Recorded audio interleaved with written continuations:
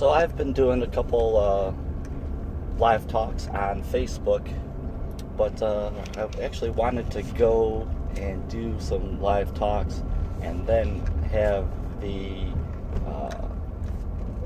text of that available so I could post it to a webpage. I haven't been able to see how to do that on Facebook, so starting now I'll look at trying to do it through YouTube, and then just link to the YouTube from Facebook. Now,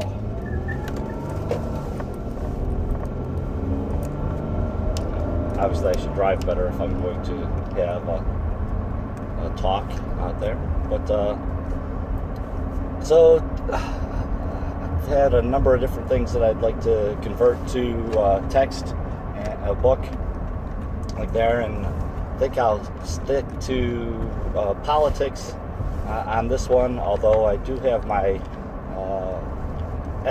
autobiography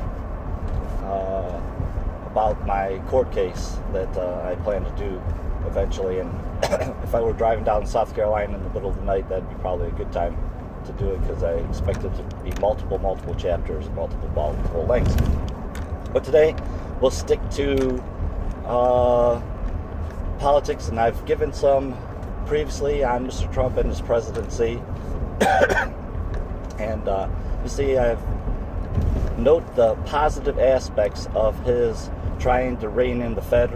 And if you know anything about me, then you know that that's something that I have talked about since 1989. It doesn't make any sense, and I'll say it again, it doesn't make any sense for the government to promote the economy and then have the Fed come out there and try to kill the economy, right? Because if the government realizes that the economy is too strong and it needs to calm down a little bit, if you raise taxes to do it, then you get higher taxes, and it reduces the federal deficit, right? And not only the deficit, but the national debt. If you raise interest rates, it raises the national debt, and it raises. So, I am not a fan of cooling the economy through higher interest rates. That said, today I'm going to talk about the deficit. All right, so we hear a lot about how good the economy is doing right now. It's 2 years into the Trump administration, and I am a firm believer, and I've always been a firm believer, that the first year of a presidency typically is the result, the economy is typically a result of the policies of the previous president, right? So in Mr. Trump's case, it may have a little bit of a bit psychologically might have helped the economy a little bit, but I just saw a briefing that they gave, and they said as soon as January 1st, the number of durable goods shot up. As soon as he walked into the office, well, of course, he actually didn't walk into office till, the middle of January, but that's irrespective. But the thing is, what policy could he have implemented that would have caused those durable goods to go up? Well,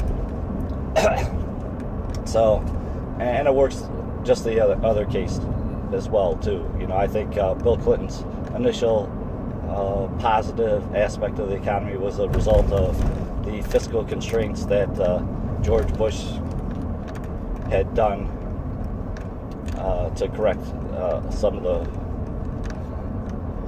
damage that Reagan had done, right? Because Reagan was a big spender as well, and with huge deficits. So, but that's beyond the point. We're 2 years on now, so obviously some of Mr. Trump's policies will have affected the economy by now. So we have a pretty strong economy at this time.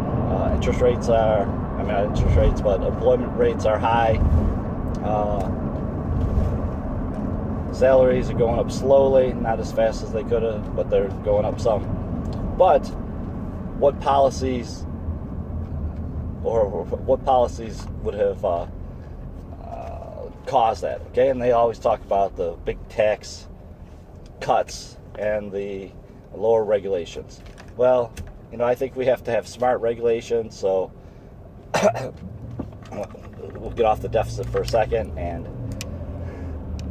smart regulations are those regulations that are the least amount but still give us clean air and a good business environment, meaning that people aren't taken advantage of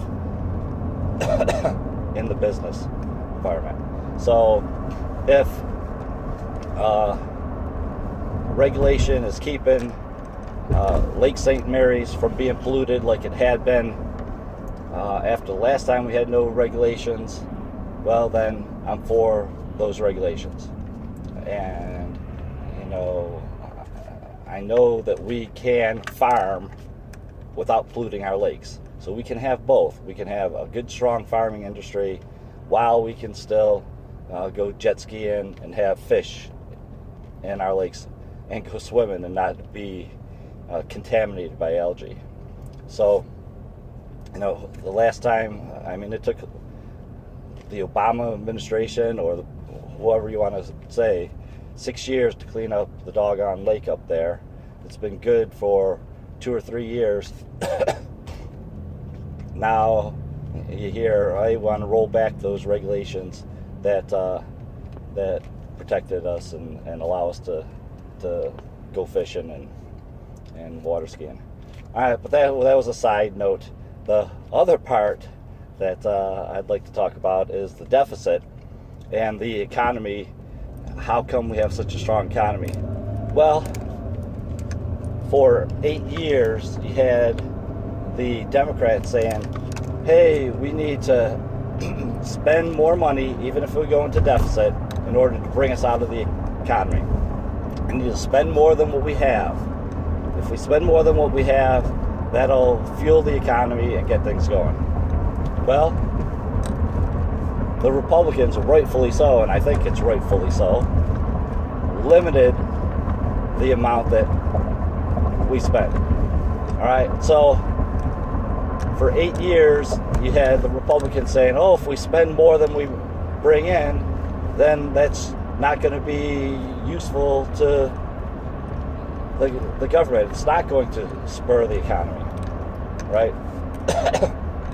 And like I said, I do not believe that you can recklessly spend money and get anything as a long-term benefit. But just like as if you go spend money on your credit card, you will appear to be doing well as long as you have more balance on your credit card. It only makes sense, right?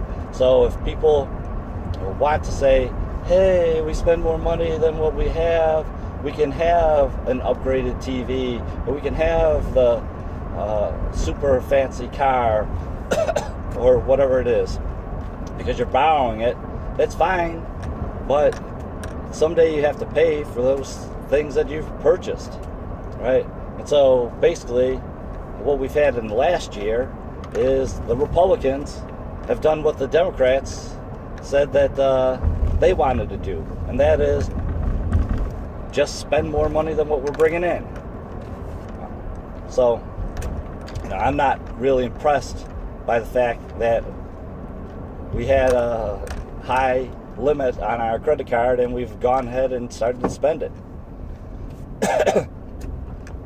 And, I don't know how many times I can make that point. If you eat your seeds today, you don't have any harvest next summer.